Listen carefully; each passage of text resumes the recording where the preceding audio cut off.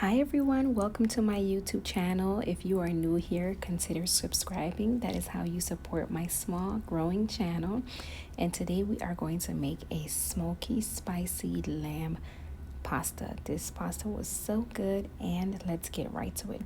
So for this recipe, I use onion, bell pepper, garlic, a little bit of tomato, some scallions, and parsley. Every seasoning that I use is going to be listed in the description below. So I'm just chopping up my vegetables, like my onions and stuff, very finely. That's what I'm going to use to fry up.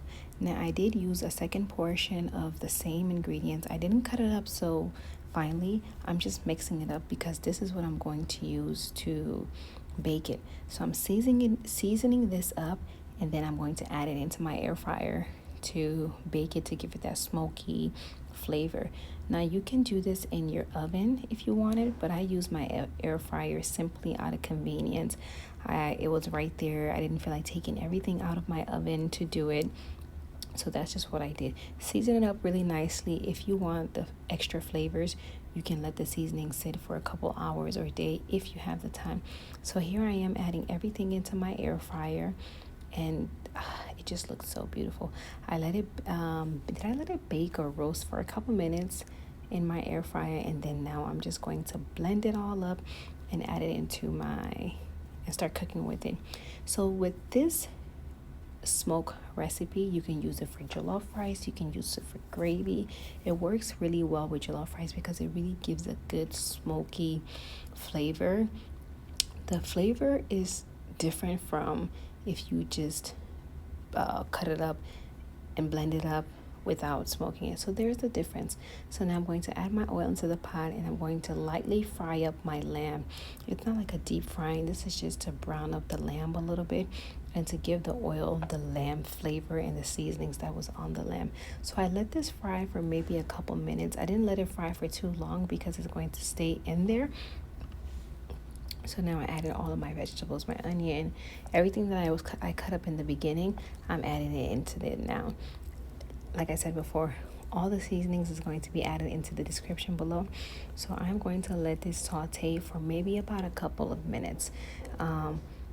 I don't want to overcook this because this is going to stay on the fire for a little bit. So just mixing it up so all the flavors and stuff can really immerse with each other.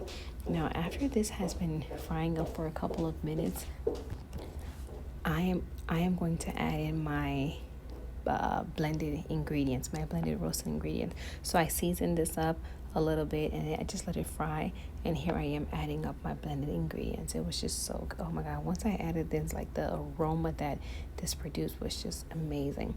So I added it in there. I'm just going to mix it up and just let it cook on low heat for maybe 5 minutes. Now after you add this in there, you don't want to keep the fire on high because you don't want it to burn through. You want it to cook well.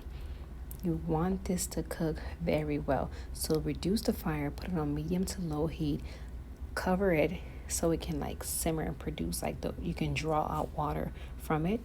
And now here's what it's looking like. I love this gravy so much because it's versatile. You can boil potatoes and eat it with it. You can eat it with rice on the side. You can literally add this to anything that you want, and it's going to be so good. I am a base person. Whenever I'm making a base for anything, I make sure I make a really good base. Let's say I don't want to use this for pasta. I can use it for rice. I can use it for potatoes. I can use it for my vegetables or whatever it is. So here I am getting my pasta started. I just boiled the water and added my pasta in there and let that cook.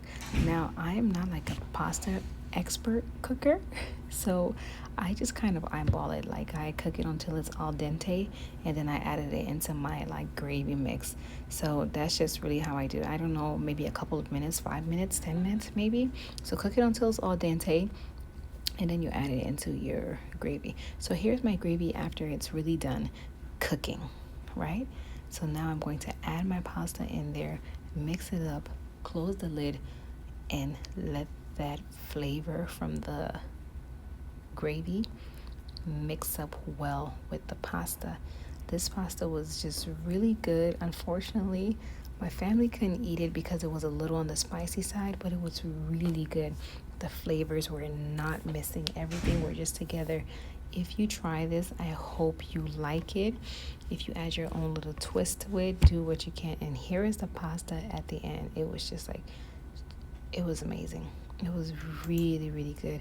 I hope you try this recipe. I hope you like it. And until next time.